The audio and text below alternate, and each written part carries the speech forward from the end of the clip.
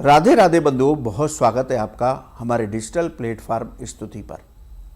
बंधुओं, इस वीडियो में हम बात करेंगे अक्षय तृतीया पर्व से जुड़ी हुई अद्भुत और पौराणिक घटनाओं की। बंधुओं, अक्षय तृतीया को शास्त्रों में परम कल्याणकारी तिथि माना गया। इस तिथि से हमारे यहाँ शास्त्रों में जुड़ी हुई अनेक पौराणिक और विशेष घटनाएं मिलती हैं। यही वजह है कि बैसाख मास के शुक्ल पक्ष की तृतीया को बेहद खास माना जाता है। इस तृतीया को किए गए पूजा पाठ, दान, स्नान और खरीदारी करने से अक्षय पुण्य की प्राप्ति होती है। यानी कि ये पुण्य क्षय नहीं होता, समाप्त नहीं होता। इसका फल हमें जन्म जन्मांतर तक प्राप्त होता है। पंचांग के अनुसार, ज्योतिष के अनुसार अक्षय तृतीया को अबूझ मुहूर्त माना जाता है। यानी कि इस तिथि में कोई भी शुभ या मांगलिक कार्य करने के लिए किसी आचार्य से पंचांग दिखाने की आवश्यकता नहीं होती। आइए जानते हैं अक्षय तृतीया पर्व से जुड़ी हुई पौराणिक घटनाएं और कथाएं कि आखिर अक्षय तृतीया इतना क्यों विशेष पर्व है। पहली घटना है कि इस अक्षय तृतीया तिथि से सतयुग और त्रेता युग की शुरुआत हुई थी, इसलिए इसे शास्त्रों में युगादि तिथि माना गया। इसी तिथि से ही सतयुग और त्रेता की शुरुआत हुई और द्वापर युग का समापन हुआ था। इसलिए इस तिथि का संबंध 3 युगों से माना जाता है। इसलिए अक्षय तृतीया बेहद खास है। अक्षय तृतीया पर भगवान विष्णु ने 3 अवतार लिए थे। शास्त्रों के अनुसार अक्षय तृतीया को भगवान विष्णु ने अपना छठा अवतार परशुराम जी के रूप में लिया।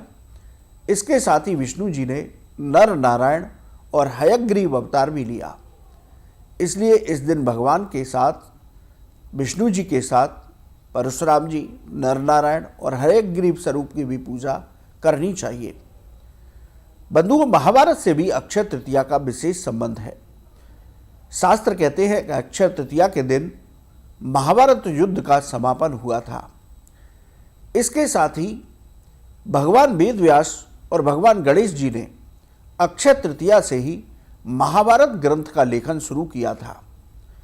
बंधुओं, ब्रह्मा जी के पुत्र अक्षय का जन्म अक्षय तृतीया के दिन ही हुआ था। यदि हम अक्षय पात्र की बात करें तो अक्षय तृतीया के दिन ही भगवान कृष्ण ने पांडवों को 12 साल के वनवास के दौरान अक्षय पात्र दिया था। यह पात्र अन्न से कभी खाली नहीं होता। जब इससे अन्न मांगा जाता है तभी ये अन्न दे देता है। तो पांडवों को अक्षय तृतीया के दिन अक्षय पात्र की प्राप्ति हुई थी। माता गंगा के अवतरण दिवस के रूप में भी अक्षय तृतीया को माना जाता है। शास्त्रों के अनुसार अक्षय तृतीया के दिन गंगा माता देवलोक से पृथ्वी के लिए निकली थी। गंगा सप्तमी को भगवान शिव की जटाओं में आई। तब हम गंगा सप्तमी का पर्व मनाते हैं और गंगा दशमी, जिसे गंगा दशहरा कहते हैं, उस दिन भगवान शिव की जटाओं से निकलकर धरती पर आई और राजा सगर के 60,000 भक्तों को मुक्ति प्रदान की थी।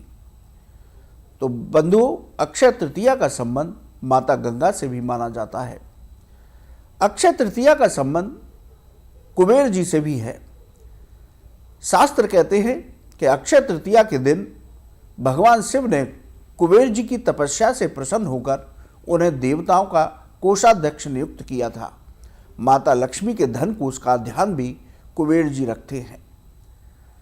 अब बात करते हैं उत्तराखंड के 4 धाम की यात्रा की। अक्षय तृतीया के पावन पर्व पर ही हर साल उत्तराखंड के 4 धाम की यात्रा शुरू होती है। अक्षय तृतीया को शुभ मुहूर्त में विधि विधान के साथ गंगोत्री और यमुनोत्री के कपाट खोले जाते हैं। इन धामों के बाद केदारनाथ और बद्रीनाथ धाम के कपाट खुलते हैं। अक्षय तृतीया का संबंध भगवान कृष्ण और ब्रज से भी बहुत महत्वपूर्ण है। वृंदावन के श्री बांके बिहारी मंदिर में अक्षय तृतीया के दिन बिहारी जी के चरण दर्शन होते हैं। साल में एक बार ही अक्षय तृतीया के दिन ही भक्तों को बिहारी जी के चरण दर्शन का लाभ प्राप्त होता है। इस दिन भगवान को पायल चढ़ाने की परंपरा है। बंधुओं, इस साल 19 अप्रैल को अक्षय तृतीया का पर्व मनाया जाएगा, लेकिन वृंदावन में श्री बांके बिहारी जी के मंदिर में 20 अप्रैल को भगवान श्री बांके बिहारी जी के चरण दर्शन होंगे। तो आप 20 अप्रैल को जाकर के वृंदावन भगवान बांके बिहारी जी का साल में एक बार होने वाला चरण दर्शन कर सकते हैं। बंधुओं, अक्षय तृतीया का संबंध भगवान जगन्नाथ की रथ यात्रा से भी है। इस तिथि से रथों के निर्माण का काम शुरू होता है। विधि विधान के साथ लकड़ियों का पूजन किया जाता है। इसके बाद रथ निर्माण शुरू किया जाता है। इस पूरे रथ निर्माण के कार्य को शुरू करने के जो कार्यक्रम होता है उसे रथ अनुकूलन अनुष्ठान कहा जाता है। अक्षय तृतीया का संबंध सुदामा जी से भी मिलता है। शास्त्र कहते हैं कि अक्षय तृतीया को ही सुदामा जी अपने मित्र श्री कृष्ण से मिलने के लिए पहुंचे थे। इस दिन भगवान कृष्ण और सुदामा का मिलन हुआ था। अक्षय तृतीया का संबंध आदिगुरु शंकराचार्य और मां लक्ष्मी से भी है। आदिगुरु शंकराचार्य ने अक्षय तृतीया के दिन ही कनकधारा स्तोत्र की रचना की थी।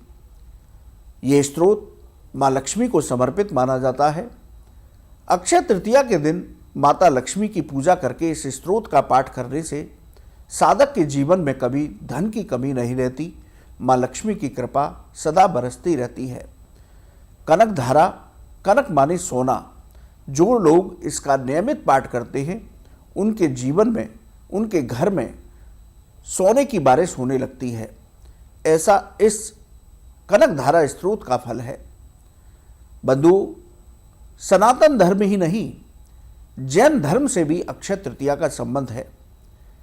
जैन धर्म के शास्त्र कहते हैं कि इस दिन जैन धर्म के प्रथम तीर्थंकर आदिनाथ ऋषभदेव जी ने 13 महीने के कठिन व्रत का पारण कर व्रत को पूर्ण किया था।